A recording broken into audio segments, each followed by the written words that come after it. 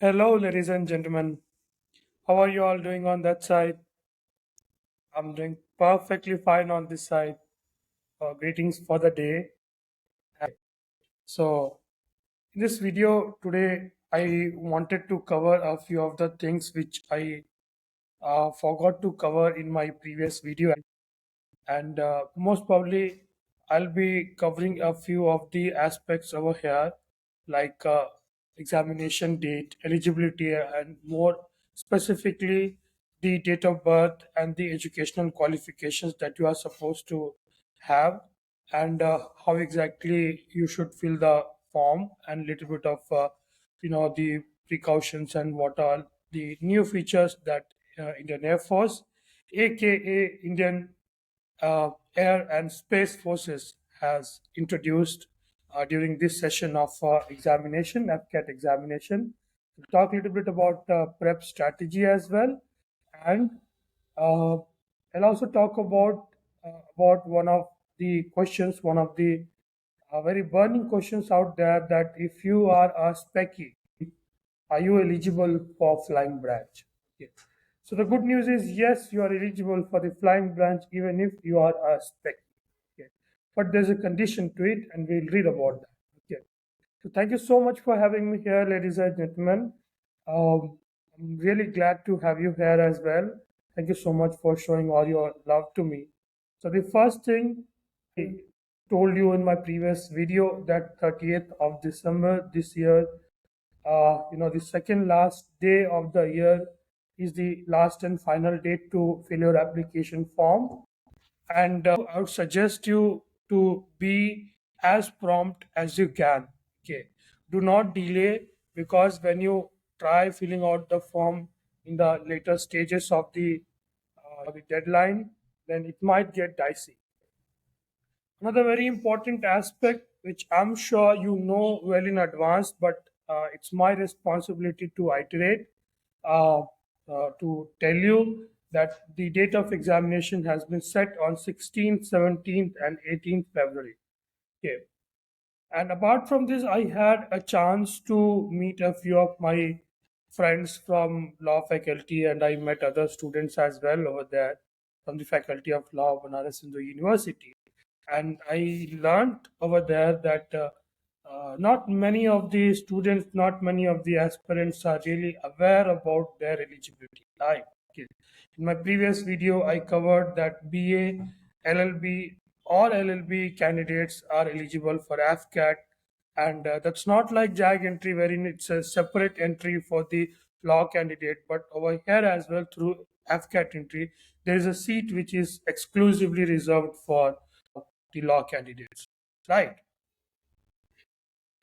So I was talking another thing, that this PC uh, permanent commission, you will be getting 10% of the CDSE vacancy for PC, and 10% of the seats out of FCAT vacancy for SSC, right? तो इस बारी अपन लोग बात किए थे कि एफकेट के through permanent commission तो कुछ आया नहीं है, बट आपको फिर भी परमानेंट कमीशन मिलेगा। जो 10% ऑफ सीट्स है सीडीएस के, ठीक है, 10% ऑफ फ्लाइंग एएफए के जो सीट्स होते हैं 32 होते हैं, ठीक है, जनरली। तो लगभग 10 सीट आपके यहाँ पे होंगे, जो कि एनसीसी एंट्री के जो बच्चे होंगे उनको परमानेंट कमीशन मिलेगा, ठीक है। ये बात, एक एक्स्ट्रा बात आपको समझानी थी, ठीक है। चलिए फिर ये जो बेसिकली जो नोटिफिकेशन है, the notification which I have opened over here. In the last video, I was analyzing the one pager advertisement. Okay, and today I wanted to at least skim through, run you through the extended notification that they have announced, and that's why I have opened it here. Okay, I'll share the link, or also you can also go and search for the this detailed notification online, and I would suggest you to read through it in a more careful fashion, so as to understand how exactly the things would pan out for you. Many of the aspirants out there will have a hell lot of doubt about the medical procedures. What are the uh, you know what are the things that can get you medically fit, unfit, or and whatever. Okay, so how does the medical criteria basically looks like? So briefly, we'll cover that as well little bit. So let's get started. So the first thing I wanted you guys to pay attention is about your date of birth. You are supposed to have your date of birth lying between 2nd January 2001 to 1st January 2005 and not 2025. Okay. So that's the mistake I did in my previous video. Apologies to that. So please correct this mistake, this inadvertent mistake that happened from my side. If you hold DGCA का licence, EPL का licence, आपकी 2 साल की age relaxation और हो जाएगी. Ground duty 26 years की है, everyone knows it. Will try ना study about the flying branch. Okay, flying branch के लिए जो एलिजिबिलिटी है आपकी 10+2 में, ठीक है, फिजिक्स और मैथ्स होनी चाहिए. ठीक है, फिजिक्स और मैथ्स होनी चाहिए, ये जरूरी है ना. और उसके बाद फिर graduate with minimum 3 years degree course in any discipline from a recognized university with a minimum of 60% marks or equivalent. BTech और यहाँ पे फिर एक associate membership of institution of engineers, ये एक इंजीनियर्स की एसोसिएशन है. ठीक है, अगर आपको यहाँ से सर्टिफिकेशन अगर आपकी है, अगर आपने इनकी सेक्शन ए और बी एग्जाम्स क्लियर कर रखा है, तो even then you are eligible, right. So they consider this as well. तो काफ़ी लोगों को यहाँ पे, काफ़ी एस्पिरेंट्स को यहाँ पे डाउट होता है कि हम जो है 10+2 आर्ट्स से किए हैं, ठीक है, और उसके बाद जो है हमने साइंस पढ़ा है, ठीक है, उसके बाद हमने आर्ट्स पढ़ा है, ठीक है, हमने कॉमर्स पढ़ा है, ठीक है. तो ऐसे बच्चे जो 10+2 आर्ट्स से किए हैं, ठीक है, इनका मैथ्स एंड फिजिक्स नहीं है, तो they are not eligible for flying branch. ठीक है, बट अगर वो 10+2 साइंस से किए हैं, उनका फिजिक्स और मैथ्स है, और उसके बाद आपने कोई भी डिग्री कर रखा है, ठीक है ना, क्या लिख रखे हैं कि degree course in any discipline, ठीक है, BA हो, BSc हो, BCom हो, MBBS हो, BDS हो, आपकी कोई भी रैंडम मतलब जो भी नाम देते हैं आपके यूनिवर्सिटी में, आपकी जो भी डिग्री हो, तो आप बेसिकली फ्लाइंग ब्रांच के लिए एलिजिबल हो, राइट, है ना. और ये ऐसे कैंडिडेट्स की नंबर्स तो I hope that's going to be pretty less, right.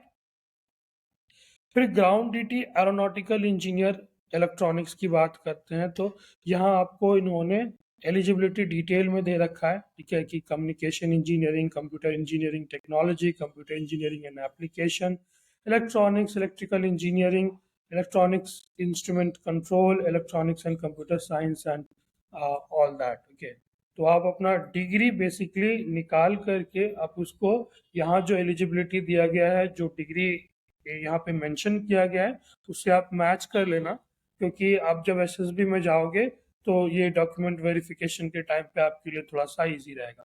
ठीक है, और आप ये सारी एक बार खुद से पढ़ लेना. ठीक है, फिर साइबर सिक्योरिटी है, इंफोटेक इंजीनियरिंग है, इंफॉर्मेशन टेक्नोलॉजी है, and electronics instruments and control engineering. Similarly aeronautical engineering हम लोग बात कर रहे हैं टेक्निकल ट्रेड की यहाँ पे, तो aerospace engineering, more specifically of aeronautical engineers. ठीक है, तो aeronautical engineers, mechanical engineers, mechatronics, industrial engineering, manufacturing, production and industrial engineering, mechanical engineering, ऐसे ऐसे डिग्री जो है आपके एरोनॉटिकल इंजीनियर्स के लिए वैलिड है. ठीक है, ग्राउंड ड्यूटी नॉन टेक की थोड़ा सा बात करते हैं. ठीक है, यहाँ पे एजुकेशनल क्वालिफिकेशन की थोड़ा सा बात करते हैं. ये वेपन सिस्टम जो एक नया एंट्री आया हुआ है, ठीक है, and this new entry came like 3-4 some 2-3 session back, and इसकी एलिजिबिलिटी पढ़ते हैं. ठीक है, तो बेसिकली आप जो है मिसाइल सिस्टम्स वगैरह को कंट्रोल करेंगे, बेसिकली आप वेपन सिस्टम्स वगैरह में जाएंगे, है ना. ठीक है, कि कैसे ऑपरेट करना है, you will be responsible for all that. ठीक है, तो कहता है यहाँ की candidate should have mandatorily passed with a should have passed mandatory with a minimum of 50% marks in maths and physics. यहाँ पे भी आपको maths and physics है. 10+2, ठीक है, graduation with minimum 3 years of degree है. ठीक है, इन एनी डिसिप्लिन. ठीक है, आपके 12th में साइंस होने चाहिए, 12th में साइंस होने चाहिए, मतलब कि मैथ्स फिजिक्स होने चाहिए. ठीक है, मैथ्स फिजिक्स होने चाहिए, और उसके बाद फिर ग्रेजुएट डिग्री होनी चाहिए. ठीक है ना. तो फिर आप इसके लिए एलिजिबल होंगे। बी बी टेक भी रहेगा तो चलेगा, ठीक है, मतलब बी बी टेक के तो बच्चे तो एलिजिबल होते ही, है ना। एडमिनिस्ट्रेशन लॉजिस्टिक्स की बात करें तो यहाँ पे एक चीज़ हम आपको बताना चाहते हैं कि पास 10+2 graduate degree minimum 3 years degree course in any discipline from a recognized university with a minimum of 60% or equivalent or cleared section A B, ठीक है। तो हम यहाँ पे हम आपको एक चीज़ ये बताना चाह रहे थे कि काफ़ी बच्चों का ये डाउट होता है कि हमने 10+2 आर्ट से किया, ठीक है, तो हम तो एयरफोर्स के लिए एलिजिबल ही नहीं है, वो ऐसा सोचते हैं, है ना, ठीक है। तो हम वैसे बच्चों को बताना चाहते हैं कि आपने 12th क्लास में आपने आर्ट्स किया, साइंस किया, कॉमर्स किया, आपने कुछ भी किया तो आप एलिजिबल हो, आप एफ कैट की एंट्री के लिए एलिजिबल हो। हालांकि आप आपकी जो एफ कैट की जो इंजीनियरिंग है उसमें आपकी दो ब्रांचेस जो हैं, एडमिनिस्ट्रेशन और लॉजिस्टिक्स, थोड़ा सा मतलब आपको यही दो ऑप्शन मिलेगा, है ना।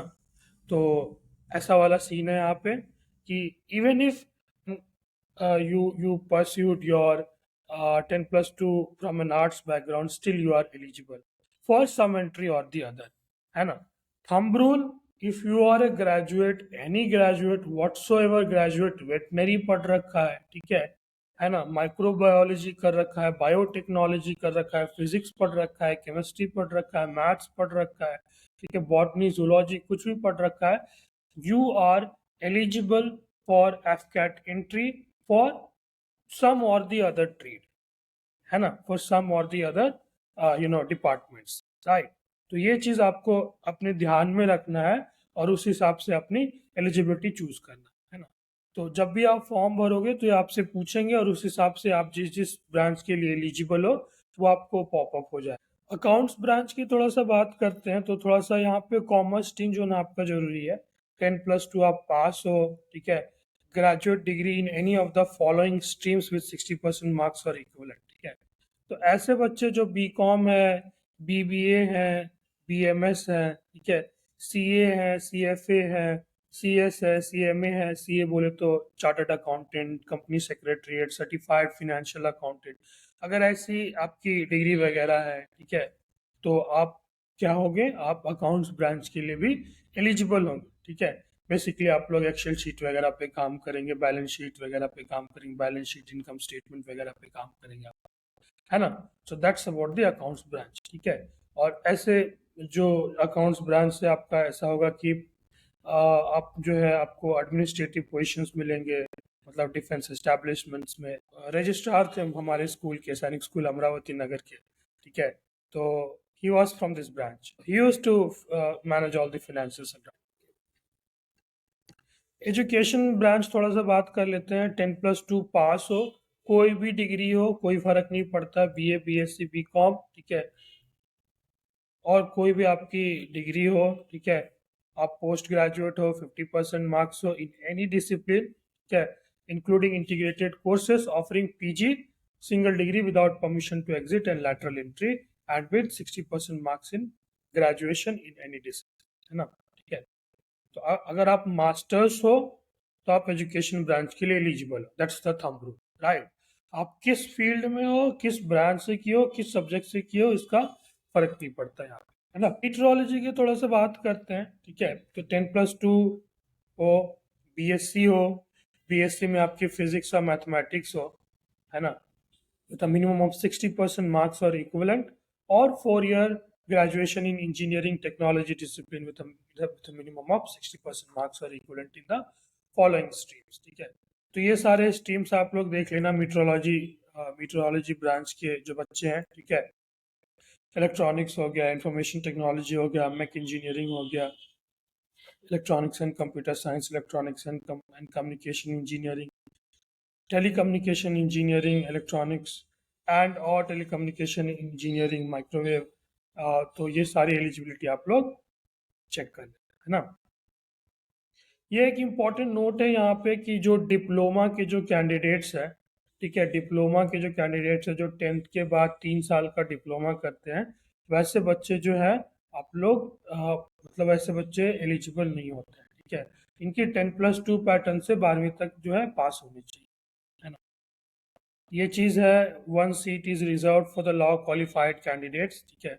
हमने प्रीवियस वीडियो में भी इस चीज़ को कवर किया है, ठीक है। Ground duty non tech branch and the candidates में be employed on legal duties of the IAF after commission, ठीक है। बाकी फिर आप देख लेना क्या क्या है। तो हाँ, अब थोड़ा सा बात करते हैं कि हाउ टू पे fcat.cdac.in और career Indian air force dot air force dot CDAC dot in पे जाएंगे, है ना। तो चीज़ें वहाँ पे काफ़ी इंट्यूटिव है। हम आपको दो तीन चीज़ें बताते हैं जो कि आपको हेल्प करेगा, ठीक है। आप जो है अपना photo, signature and thumb impression, main के लिए left hand thumb impression and women के लिए राइट हैंड थंब इम्प्रेशन, ठीक है। इन तीनों को आप सहेज के रखो, ठीक है। अगर आप एडिट कर सकते हो, use Google and edit it. 10 KB से 50 KB के बीच इनका रेजोल्यूशन होना चाहिए, है ना। और इनका जो फॉर्मेट है वो जेपीजी और ये पीएनजी होगा, है ना। तो आप ये फॉर्मेट वगैरह में सबको एक तरफ से अच्छे से करके रखना, ठीक है। और इसमें एक और इम्पॉर्टेंट बात ये है कि जो फाइल फॉर्मेट जो होगी, ठीक है, फाइल फॉर्मेट जो होगी, ठीक है, वो भी इन्होंने दे रखा है, इसी नोटिफिकेशन में भी दे रखा है, वहां भी जाओगे तो उसी में आएगा, ठीक है। तो आप जब सिग्नेचर जब सेव करना अपने पीसी पे, तो उसको उसी फॉर्मेट में सेव करना एग्जैक्टली, ठीक है। Nothing, no negotiation on this, कोई lower case, upper case, underscore, over score, anything, ठीक है। ये चीज मिस मत करना, ठीक है। थंब इम्प्रेशन को thumb impression, thumb underscore impression, ठीक है। ऐसे करके आप जो है अपने पीसी पे सेव करेंगे, डेस्कटॉप पे सेव करेंगे और उसके बाद आप रखेंगे, ठीक है। नहीं तो फिर आप परेशान हो, है ना। और एक और इसमें नया एक चीज आया है, वो है कि आपकी लाइव फोटो कैप्चर होंगी, है ना। तो ये बेसिकली एक एआई फीचर है जिससे कि ये लोग गॉज करते हैं कि आपने जो फोटो सबमिट किया है और जो बंदा जो फॉर्म भर रहा है, ठीक है, वो दोनों सेम बंदा है या नहीं, है ना, ठीक है। तो एआई वगैरह इसमें लेवरेज करते हैं, फेस की कॉन्टूर्स वगैरह ड्रॉ करके आपकी सिमिलैरिटी क्वोशंट तैयार करते हैं, है ना। तो ऐसा है, ठीक है। तो उसमें ऐसा होगा कि अगर आप मान लो कि 6 महीने साल भर पहले का फोटो डाल रहे हो और अभी आप लाइव फोटो कैप्चर कर रहे हो, तो फिर वो आपको बहुत परेशान करेगा, कहेगा कि आपकी फोटो मैच नहीं हो रही, है ना। तो अगर आपकी फ़ोटो अगर मैच नहीं होती है तो आपको फिर परेशानी होगा। तो आप जो पासपोर्ट साइज़ फ़ोटो जो डालेंगे तो वो लेटेस्ट डालने का कोशिश करिए, तो इससे फिर आपका थोड़ा सा सिर दर्द कम रहे, है ना। तो ladies and gentleman, exam dates, eligibility, form filling वगैरह के बारे में बात कर लिया है हम लोगों ने, ठीक है। और हम थोड़ा सा, कुछ बच्चे ये भी कह रहे थे कि ये जो एग्जामिनेशन फ़ी है वो बढ़ गया, ठीक है। तो इसमें हम लोग नेगोशिएट नहीं कर सकते हैं, this is not under our purview, ठीक है। पहले 250 प्लस जीएसटी था, ठीक है, और अभी जो 550 प्लस जीएसटी है, ठीक है। तो if this is the case, what I expect is that, they are also making some changes internally, right? So what I expect Indian Air Force is that they'll come up with more lucid exam taking experiences for the candidates. That's one. And two, I think this is a kind of erecting a barrier for the non-serious candidates, ठीक है। क्योंकि वो 250 रुपये जब अगर किसी को पे करना रहता तो कोई लोग इतना समझता नहीं, यानी भाई पे कर दिया चलो बर्बाद होगा बट जब 550 जाती है, ठीक है, और उसमें भी अगर बच्चे जब प्रिपरेशन फेज में हो तो लगता है थोड़ा अंदर से, है ना। तो ये बाकी के सारे डिटेल्स है, आप एक बार इसको गो थ्रू करना। और बाकी के प्लेटफॉर्म तो काफ़ी आपके ल्यूसिड है, ठीक है। ये नॉर्मलाइजेशन का तरीका होता है, बेसिकली एक स्टैटिस्टिक्स का ये कॉन्सेप्ट है और हमें इस कॉन्सेप्ट से कोई मतलब नहीं है, ठीक है। क्योंकि ये कॉन्सेप्ट वगैरह आपसे एग्जाम में नहीं पूछा जाएगा, ठीक है। बट अगर आप चाहते हो कि हम आपको समझाएं, ये बताएं कि कैसे हो रहा है, क्या हो रहा है, तो आप कमेंट करके बताना कि हाँ सच में ये बताना है, तो हम बता देंगे, क्या है। ये सारे आपको डिस्क्रिप्शंस वगैरह दिए हैं, अगर आप इन सबको पढ़ोगे अच्छे से तो आपको समझ में आएगा कि ये कोई मतलब बहुत ज़्यादा कोई तीर जैसा कोई चीज़ है नहीं, क्या है, काफ़ी इंट्यूटिव है। Standard and syllabus of the examination, ये सारे सिलेबस है इंग्लिश के आपके, कॉम्प्रिहेंशन, डिटेक्टिव, इन सेंटेंसेस, और सिलेबस की भी हम बात करेंगे, थोड़ा सा डिटेल में बात करेंगे सिलेबस में। आप मोटा मोटी तौर से ये समझो कि English, general awareness, numerical ability, reasoning वगैरह आपसे पूछेंगे, है ना। प्रैक्टिस टेस्ट दे रखा है, ठीक है। और हम जो आप लोगों के लिए कोर्स प्रिपेयर कर रहे हैं, उसमें प्रैक्टिस टेस्ट जो दे रखे हैं उन्होंने, उनके सारे क्वेश्चन सॉल्व कर रहे हैं। एंड आपको जो है previous year question paper, if you are able to find, जहाँ पे कि 10, 12, 15, 20 साल का question paper, previous year AFCAT question paper हो, ठीक है, इन अ पीडीएफ फॉर्मेट और in the book format, online, offline, anything, you let me know, and I can start solving it, guys. I can start helping you guys from there itself directly, right? जैसे अपन लोग CDS का paper solve करते हैं ना pull out करके, वैसे ये भी करें, है ना, तब मजा आएगा। ये examination cities, this is a very interesting topic for me specifically, क्योंकि देयर वाज अ टाइम जो कि मैं मतलब घूमने के पर्पज से कहीं दूर दूर डाला था, ठीक है। और अनफॉर्चुनेटली ऐसा हुआ कि मैं एग्ज़ाम देने जा नहीं पाया, ठीक है, क्योंकि उस समय प्लान चेंजेस हो गया।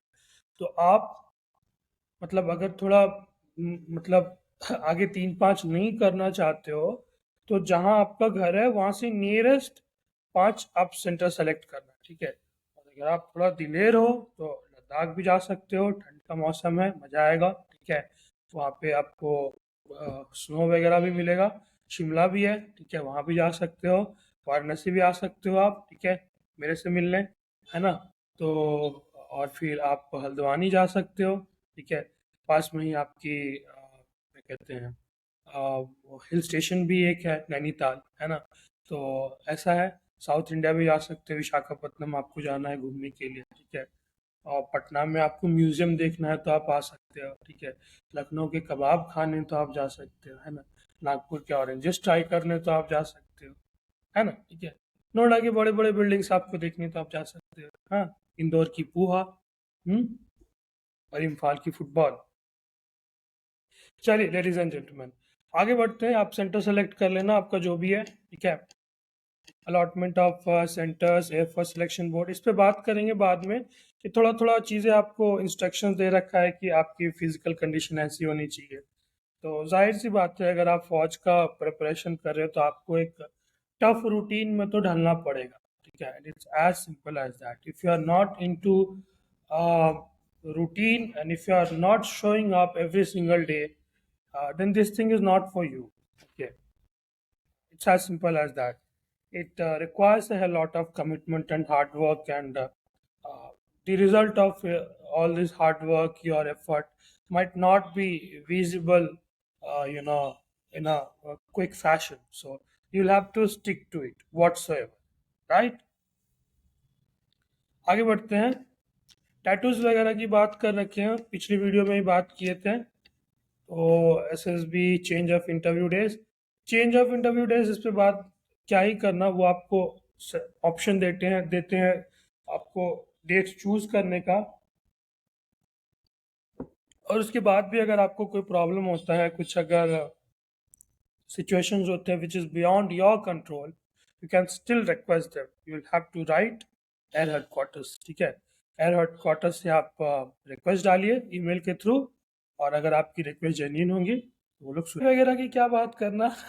No buddy is going there for TA, but still if you are going there, SSC में एक बार मिलेगा, पीसी में एक बार मिलेगा, पिछले वीडियो में ही बात कर चुके, है ना। डॉक्यूमेंट्स फॉर एसएसबी, एएफएसबी, ये सब देख लेना आप लोग एक बार। और जब भी इसका रिजल्ट आएगा तो इस पे भी एक बार अपन लोग फिर से बात करेंगे, है ना। फाइनल मेरिट लिस्ट वगैरह वगैरह। तो यहाँ पे आते हैं, मेडिकल स्टैंडर्ड की बात करते हैं, ठीक है। तो कुछ कुछ बातें करेंगे मेडिकल स्टैंडर्ड में कि कहाँ पे क्या क्या इन लोगों का रिक्वायरमेंट है, ठीक है। तो आपको ये मेडिकल स्टैंडर्ड्स को समझने के लिए कोई एक आपको इसी फील्ड के कोई बंदे से आपको दिखाना होगा, समझना होगा कि क्या है कैसा है, ठीक है। But it's not a big deal, it's a medical standard for normal human being, ठीक है।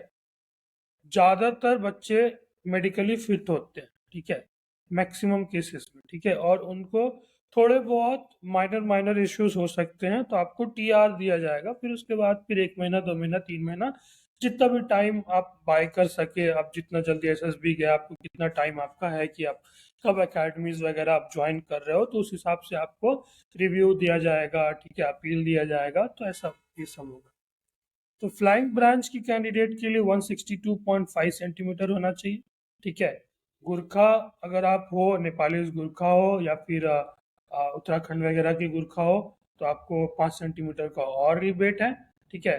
और अगर आप लक्षद्वीप वगैरह से हो, तो आपकी 2 सेंटीमीटर की वो है, ठीक है, और आपकी रिबेट है ना। In case of candidates from Lakshadweep, the minimum acceptable height can be reduced by 2 centimetre, ठीक है, मिनिमम एक्सेप्टेबल हाइट। तो ये flying branch, the minimum entry for entry into the ground duty branch will be 157.5 centimetre, ठीक है। तो ground duty में जाने के लिए, ठीक है, आपको 157.5 सेंटीमीटर चाहिए, है ना।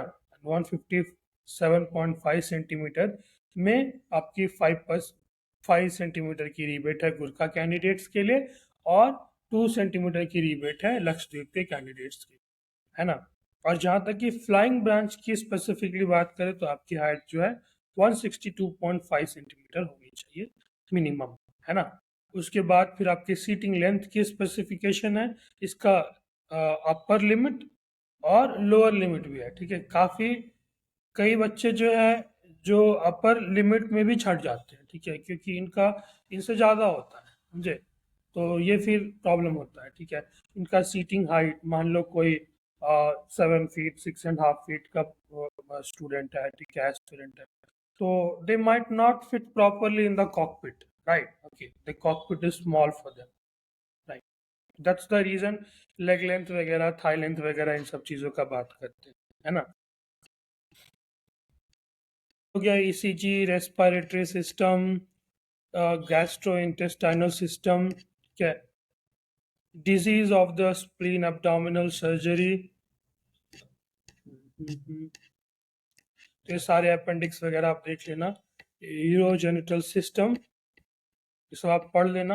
वैसे हमें तो ऑनेस्टली समझ में नहीं आता ये चीज़, और अगर आपको समझना है, अगर आपकी कॉम्प्लिकेशन है, तो आप उस सेक्शन को उठाइए, और जो इस फील्ड में है, आप you can think of meeting some local doctor, okay, and try to decipher what exactly we mean by all these terminologies, right. STD, ultrasonography, endocrine system. So basically I wanted to talk about something very very important over here, okay. So that's about eye, the vision, okay. तो वो वाली अपन लोग इसको निकाल लेते हैं, कहाँ पे है, limbs, central nervous system, ठीक है, ENT, nasal, ears,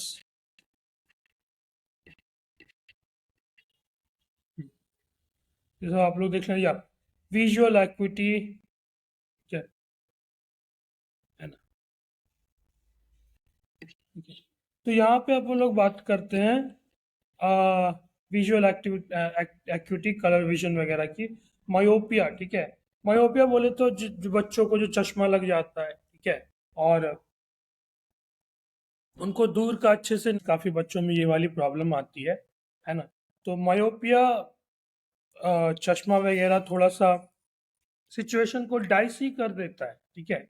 बट उसके बाद फिर आप ये चीज़ देखो यहाँ पे कि, अच्छा पढ़ते हैं इसको। If there is a strong family history of myopia, particularly if it is established that the visual defect is recent, if physical growth is still expected, or if the fundus appearance is suggestive of progressive myopia, even if the acuity is within the prescribed, ठीक है, वो कहते हैं ना 6/6, 6/9, whatever, ठीक है, तो उसको कहते हैं, उसको विजुअल एक्यूटी कहते हैं। The candidate should be declared unfit, ठीक है। अब आगे बात करते हैं जिन बच्चों का मायोपिया होता है, जिन बच्चों का चश्मा होता है, ठीक है, तो can they become a pilot, ठीक है। At my time what was the case कि जिनको चश्मा लग गया, ठीक है, तो उनका ऐसा था कि लासिक करा सकते हो, मतलब जो भी सर्जरी होता है, photo refractive keratotomy, PRK, laser in Situ, kerato Milius, LASIK, ठीक है, फेमटोलासिक, स्माइल, ठीक है, ये सारे प्रोसीजर है आपके सर्जरी के, है ना। तो आप सर्जरी, मेरे टाइम पे ऐसा होता था कि सर्जरी करा करके अगर आपको मायोपिया है, ठीक है, तो you are eligible, and you are eligible into the flying branch, okay, but not into the fighter stream, right? Okay, अब यहाँ पे पढ़ते हैं क्या सीन है। Candidates who have undergone kerato refractive surgeries, photo refractive keratotomy, PRK, laser in situ, elastic, femtolasik, may be considered fit for commissioning in the air force in all the branches, in all the branches, ठीक है। मतलब आप flying में भी जा सकते हो, ठीक है, अगर आपकी सर्जरी है तो, ठीक है, अगर आपने लासिक वगैरह करा रखा है, ठीक है, लासिक वगैरह करा रखा है, ठीक है, जिसके कारण आपने मतलब कि अपने विजुअल डिफेक्ट्स को सही किया है। जनरली बच्चों में मायोपिया होता है, ठीक है, और इसका लिमिट क्या है कि जो आपका जो सर्जरी होना चाहिए वो प्लस और माइनस 1 डायोप्टर से आगे पीछे नहीं होना चाहिए, ठीक है, ठीक है। किसी का अगर -1.25 था, अगर वो लासिक करवाते हैं, then they are not eligible, ठीक है, they are not eligible for more specifically flying branch, ठीक है। हालांकि इन्होंने इस चीज़ को स्पेसिफाई नहीं किया है, ठीक है, कि अगर किसी बच्चे का इससे ज़्यादा होता है तो क्या वो सिर्फ फ्लाइंग ब्रांच के लिए डिस्क्वालीफाई होगा या कि दूसरे ब्रांचेस के लिए भी होगा, ठीक है, विल दे बी एलिजिबल। बाकी के ब्रांच के बच्चे तो चश्मा पहन के भी एलिजिबल रहते हैं, ठीक है। वो आगे देखेंगे, कलर विजन के बारे में थोड़ा सा बात करेंगे, ये भी काफ़ी बच्चों को प्रॉब्लम आता है। और हालांकि अगर आपको, आप चाहते हैं कि आप एयरफोर्स में जाएं, आप चाहते हैं कि एयरफोर्स में पायलट बने, ठीक है, और आप मायोपिक है, आपको चश्मा लगा है, ठीक है, तो एक चीज़ हम आपको, इनका ये वाली कंडीशन ध्यान से पढ़े, at least 12 months should have been elapsed post uncomplicated stable keratorefractive surgery with no history or evidence of any complication, right? तो मतलब ये हुआ, बेसिकली मतलब ये हुआ कि आप जब ऑपरेशन करा रहे हो और आपका जो एकेडमी में जो ज्वाइनिंग का जो टाइम है, ठीक है, उसके बीच में कम से कम 12 मंथ्स, 12 मंथ्स इलैप्स्ड हो जानी चाहिए, ठीक है ना, और आपकी कॉम्प्लिकेशंस वगैरह नहीं होना चाहिए। इस चीज़ का मीनिंग ये है कि अगर आप एफ कैट 2024-1 के एस्पिरेंट हो और इसके थ्रू आप जाना चाह रहे हो फ्लाइंग ब्रांच में, इसके थ्रू आप जाना चाहते हो, तो आपको सर्जरी अभी करानी होगी, ठीक है, क्योंकि इसकी जो ज्वाइनिंग डेट है वो जनवरी 2025 है, राइट, ठीक है। तो आपको 2024 का तो आपको, तो वो तो ग्रेस में ही चला जाएगा, मतलब वो तो आपको कवर करने में ही चला जाएगा 12 मंथ, राइट। तो आपको in that case you will have to get it done this month, okay, है ना। और अगर नहीं, अगर आपका एज है तो आप थोड़ा टाइम ले लो, इस अटेम्प्ट के लिए नहीं, नेक्स्ट वाले 2024 का सेकेंड सेशन में अप्लाई करना, है ना। ये सारे हो गए आपके हीमोपैथिक सिस्टम।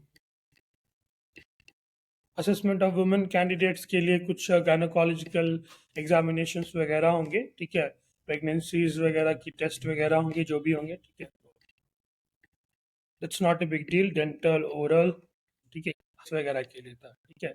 तो मेल कैंडिडेट्स के लिए अगर हम माने कि यहाँ से 171 से 185 यहाँ तक के होते हैं, ठीक है, तो आपका फिर एज रेंज दिया 15, 17, 18, 20, 23 से 27, ठीक है, तो आप लोग 23 से 27 बेसिकली यहाँ पे लाई करोगे, ठीक है। तो आप जो है अपना वेट जो है समवेयर अराउंड यहाँ पे आप रखोगे, है ना। My one cent advice over here कि आगे चल के आपको प्रॉब्लम ना हो, अगर आप ओवर वेट हो तो जम के मेहनत करो, ठीक है, और you please bring it somewhere around 70, right, ठीक है, अगर आप हेल्दी बॉडी हो, बोन में मास है, तो ऐसा वाला है। फिर काफी बच्चों को ये डाउट होता है कि यार मेरा कलर विजन है, ये है, वो है, ठीक है। तो कलर विजन का मतलब बेसिकली ये नहीं होता है कि उनको कोई कलर दिखता ही नहीं है, ठीक है। कलर विजन का मतलब ये होता है कि उनको दिखेगा, but how sensitive they are to the colour, ठीक है। तो CP1 जो होते हैं वो सबसे ज़्यादा सेंसिटिव होते हैं, they are very sharp about the colour, ठीक है, आपको रेड, ग्रीन और भी वगैरह अलग अलग कलर्स दिखाएंगे, है ना। फिर उससे थोड़े कम सेंसिटिव होता है तो CP2 हो जाता है, ठीक है, और सबसे जो कम सेंसिटिव होते हैं वो CP3 होता है, ठीक है। तो वर्स्ट केस में आपको CP3 मिलता है, ठीक है, और एकदम से ही आपको कुछ नहीं दिख रहा, आपको पूरी ब्लैक एंड व्हाइट विजन है, then we can't help you, ठीक है। बट अगर आपकी थोड़ी खराब भी विजन है, कलर प्रोपोर्शन अगर आपकी CP3 है, even then you will be eligible for accounts branches, logistics and education branches, right, ठीक है।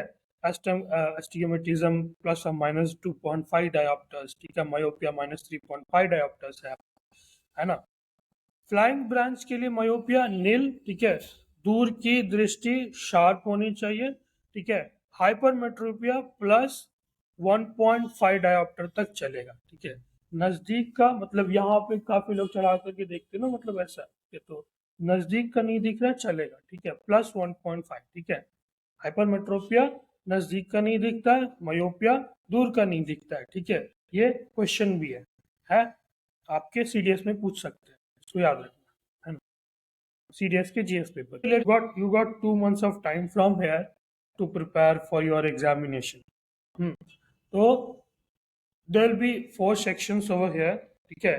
So and you are already aware of all those 4 sections, right? My 1 cent advice as far as English is concerned, ठीक है, अगर आप वैसे बच्चे हो जो subject plus verb plus agreement करते हो, ठीक है, जो मतलब थोड़ा सा रिमोट प्लेसेस से आ रहे हैं,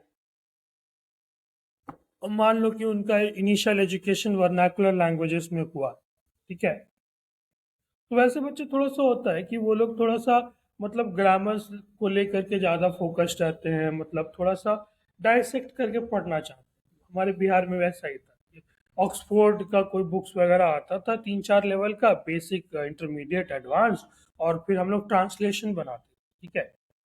तो ये वाला मेथोडोलॉजी छोड़ देना है, ठीक है। अब इंग्लिश स्पीकिंग को अपने बिहेवियर में इनकलकेट करना, ठीक है। And what do mean by inculcating in behaviour is that कि आप जो है अपने आप को डिफिकल्ट सिचुएशंस में डालो, ठीक है। जब भी आपको मौका मिलता है कुछ सीखने का, कुछ लर्न करने का, कहीं से थोड़ा सा अनकंफर्टेबल होने का, तो टेक दैट चांस, ठीक है ना। तो माई 1 cent advice is that start reading from A variety of sources, ठीक है। थोड़ा सा फिलोसफी पढ़ लो, ठीक है, थोड़ा सा एंथ्रोपोलॉजी पढ़ लो, थोड़ा सा साइकोलॉजी पढ़ लो, ठीक है, थोड़ा सा आप फिजिक्स पढ़ लो, ठीक है, फिजिक्स के लिटरेचर पढ़ो, क्वांटम मैकेनिक्स। नहीं समझ में आएगा, ठीक है, एक बार पढ़ो, दोबारा पढ़ो, ठीक है, तीसरी बार पढ़ो, 4 बार पढ़ो, उसके बाद उसके बारे में रिसर्च करो, ठीक है। Get curious, open your mind, ठीक है। The world is just so huge and yet so small, ठीक है, that we are here together, right? So it's that way, अपने माइंड को ब्रॉड करो, ठीक है, अपने सोचने की क्षमता को ना मेक इट मोर सफल, ठीक है, राइट। और एक और मेरे यहाँ पे वो रहेगा, एडवाइस ये रहेगा कि आप एक न्यूज़पेपर लो, ठीक है, टाइम्स ऑफ इंडिया लेते हो, इंडियन एक्सप्रेस लेते हो, हिंदुस्तान टाइम्स लेते हो, वॉट एवर, ठीक है। और मान लो कि आपकी न्यूज़पेपर में 30 पेजेस है ना, ठीक है। तो आप पूरा का पूरा न्यूज़पेपर तो पढ़ोगे नहीं। न्यूज़पेपर पढ़ने का तरीका ऐसा है कि आप पहले एक से अंत तक डिसाइड कर लिए कि हमें क्या पढ़ना है ना। 30 पेजेस का न्यूज़पेपर है, आप ये डिसाइड कर लो कि हमें कौन कौन से आर्टिकल पढ़ने हैं, ठीक है। I do not suggest you, यार देखो कोई भी पूरा न्यूज़पेपर अगर पढ़ने बैठ जाएगा, ठीक है, सो तो that's a difficult task, right, okay, वे आपके 4 घंटे 5 घंटे ले जाएंगे, ज़्यादा ही लेगा, है ना। अगर आप उस वैसा मतलब फ्लो नहीं है आपकी इंग्लिश स्पीकिंग, है ना। तो आप न्यूज़पेपर लो, 30 पेज का न्यूज़पेपर है, आपको ये डिसाइड करना है कि हर 2 पेज में से एक ही हम आर्टिकल पढ़ेंगे, ठीक है। और न्यूज़पेपर का क्या सीन ऐसा होता है कि आप जो है एक न्यूज़ अगर मान लीजिए आ गया कि मोदी जी, ठीक है, मान लीजिए कि गए हैं कहीं किसी मान लो कहीं आपके बाहर गए हैं, ठीक है, किसी कंट्री में गया है, ठीक है, मान लो COP28 के समिट में भाषण दे रहा है, ठीक है, तो एक ही आर्टिकल वही COP28 के बारे में वो करे खत्म नहीं हो जाएगा, ठीक है। The newspaper chaps will keep giving you all the updates about COP28, ठीक है। So you should not feel that कि COP28 के बारे में न्यूज़पेपर में जितने भी आर्टिकल्स आ रहे हैं, जब तक हम सब नहीं पढ़ लेते तब तक अंदर से कॉन्फिडेंट नहीं हो रहे। नो, रीड 1 2, एक आध दो पढ़ो, क्या है कैसा है, कुछ एक एक्सपर्ट्स लोगों की ओपिनियन पढ़ो, समझो, ठीक है। फिर उसके ऊपर फिर क्रिटिकल एनालिसिस करो कि भाई बंदा सही भी बोल रहा है, गलत बोल रहा है, ऐवे ही बकवास तो नहीं कर रहा है ना। और उसके बाद फिर अपना ओपिनियन रखो कि what it should be, ठीक है। had you were in that position, had you were Narendra Modi in COP28, ठीक है। so that's how we should think। बाद में मैथ्स है, न्यूमेरिकल एबिलिटी, ठीक है, न्यूमेरिकल एबिलिटी, ये चीज आपको प्रैक्टिस करनी है, ठीक है। और कैसे प्रैक्टिस करनी है, ठीक है, कि काफी बच्चे इस तरीके से प्रैक्टिस करते हैं कि पहले कॉन्सेप्ट उठाते हैं, ठीक है, और उसके बाद फिर क्या करते हैं कि वो क्वेश्चंस लगाते हैं, है ना। तो हम आप लोगों को सजेस्ट करते हैं कि इसी रोल को रिवर्स कर दो, क्वेश्चन उठाओ, कॉन्सेप्ट समझो, ठीक है। आपने पहले क्वेश्चंस ट्राई किया, ठीक है, ये सर्कल है ना, ये सर्कल है, ठीक है? अब हमने कह दिया कि यहाँ पे कितने पॉइंट्स हैं, ठीक है, ठीक है, ठीक है। ये आपकी सर्किल की इक्वेशन दी थी, x² + y² = 5, है ना, ठीक है। तो अब आपको सोचना है कि कैसे कर सकते हो कि फाइन ये 4 क्वाड्रेंट है, if you try to find out over here, ठीक है, तो यहाँ पे 1:1 है, ठीक है, तो 1:1 यहाँ पे पुट करेंगे तो 1 + 1, ठीक है, =5। अगर =5, अगर less than, since 2 is less than 5 है, तो जाहिर सी बात है कि ये वाली पॉइंट जो है सर्कल के अंदर है ना। बात करेंगे हम just trying to make you understand how should you approach, right, कैसे सर्कल पढ़ना है, इस पे बात करेंगे। हर एक चीज में आपको कॉन्सेप्ट बताना, it can not really be done, ठीक है, क्योंकि हम आपको कितने बेसिक से स्टार्ट करें। हम आपको ये बतावे 1 + 1 = 2। अगर ऐसा नौबत है तो फिर तो फिर बहुत मुश्किल है, ठीक है। तो आगे बढ़ते हैं, ठीक है। इंग्लिश हो गया, मैथ्स हो गया, जीके हो गया। GK honestly it has never been my forte, ठीक है। जो भी 15-20 क्वेश्चन आते हैं एफकैट के पेपर में, मैं 7 से 8 क्वेश्चन करता था, ठीक है। जो मेरे को आता था डैम श्योर जिस पे रहता था मैं वही करता था, ठीक है। यहाँ वहाँ से कुछ पढ़ लिया, ठीक है, जो माइंड में स्ट्राइक कर गया, जो भी I am damn sure about it, कुछ कुछ स्टैटिक्स के जीके रहते हैं वो, ठीक है। और क्योंकि GS is a very vast ocean, ठीक है, और यहाँ पे return on investment is less, ठीक है। हालांकि आपकी ये नॉलेज बूस्ट करता है, जीके पढ़ना, जीएस पढ़ना, ये आपको काफ़ी टॉक ट्रैक्स देगा, ठीक है, बात करने के लिए पॉइंट्स देगा आपके एसएसबी में जा करके, एएफएसबी में जा करके, ये एक बहुत बड़ा हेल्प मिलता है यहाँ पे, ठीक है। बट यहाँ पे exam point of view ROI is less, ठीक है। My forte was maths and reasoning and I was good with English, fairly good, okay, I mean above average I can say. GS I was like okay, somewhere around average, little bit, here and there, right and left to average, okay। तो अगर आप चाहते हो कि GS में Excel करना है, तो specifically AFCAT point of view से ऐसा है कि क्वेश्चन पेपर आप देखो, प्रीवियस ईयर्स के क्वेश्चन पेपर्स देखो, पीवाईक्यूज देखो, 4-5 साल के पीवाईक्यूज देखो, इनका सैंपल पेपर 2-2 लगा रखे हैं वो देखो, ठीक है, और बैक टैग करो, ठीक है। फॉर एग्जाम्पल हमने 2 बार, हमने मतलब जितनी बार भी दिया पेपर, तो उसमें से मेरे को 2 बार कंट्री कैपिटल जरूर पूछे, ठीक है, कंट्री कैपिटल जरूर पूछा है, ठीक है। कुछ एक विंबलडन, टेनिस वगैरह, स्पोर्ट्स वगैरह के बारे में जरूर आया है, ठीक है। हालांकि ये इनका सिलेबस में भी है ना? तो ये चीज यहाँ पे कंट्री कैपिटल ऐसे स्पेसिफाई करके सिलेबस में नहीं दी है, ठीक है, बट वो पूछते हैं, काफी सारे स्लॉट्स में पूछते हैं। तो इससे ये समझ में आया कि कंट्री कैपिटल से प्रिपेयर्ड रहना है, ठीक है, बैक ट्रैक करके।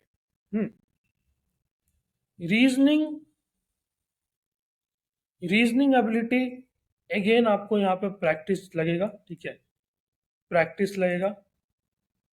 आपको कोई भी आ जाए, हम भी आ जाए, ठीक है, और हम आपको बोले कि हम आपको पढ़ा करके विद्वान बना देंगे, आपको जन्म घुट्टी पिला देंगे, तो ऐसा नहीं है honest। कोई भी आप वीडियो देखो, कोई भी चैनल सब्सक्राइब करो, कहीं से भी पढ़ो, paid course low, free course low, someone is hand holding you, our job is only 5%, I'm telling you honestly, ठीक है, and I'm giving it all to you, ठीक है। तो 95% will always remain in your hand, ठीक है, समझे। the good part is that it helps, ठीक है, it helps to listen to me because I've been there and done that, so maybe what mistakes I have done at my preparation time, uh, you should not do all those mistakes, right? तो आपको इसमें practice करने की ज़रूरत होगी, ठीक है। Reasoning में verbal and non verbal reasoning रहती है, ठीक है। इसके लिए मैं बात भी कर रहा हूँ एक सेपरेट मेंटोर से, ठीक है, और देखते हैं वो अगर आते हैं, ठीक है, और अगर वो पढ़ाने के लिए आप लोगों को तैयार रेडी होते हैं, ठीक है, रेडी हो जाते हैं, और अगर हम देखते हैं कि if he can really teach you guys, तो he will talk more about it, ठीक है। But reasoning you got to be very quick, ठीक है। रीजनिंग की सॉल्व करने का एक और प्लस पॉइंट यहाँ पे आपको यहाँ पे होगा, ठीक है, आपको स्क्रीनिंग में होगा, है ना। तो स्क्रीनिंग में क्या होगा कि आपको दो पेपर आएगा, है ना, ठीक है, दो पेपर ये लोग देते हैं। OIR बेसिकली जिस चीज़ को कहते हैं ऑफिसर इंटेलिजेंस, ठीक है। तो अगर आप ये पढ़ लोगे OIR तो क्लियर है, OIR सबका क्लियर रहता है, ठीक है।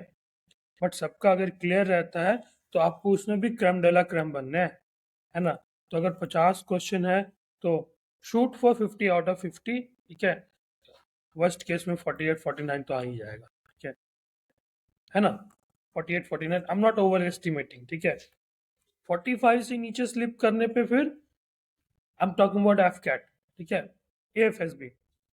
45 से नीचे स्लिप करने के बाद फिर चीज़ें डाइसी हो जाता है वहाँ पे अंदर जाके,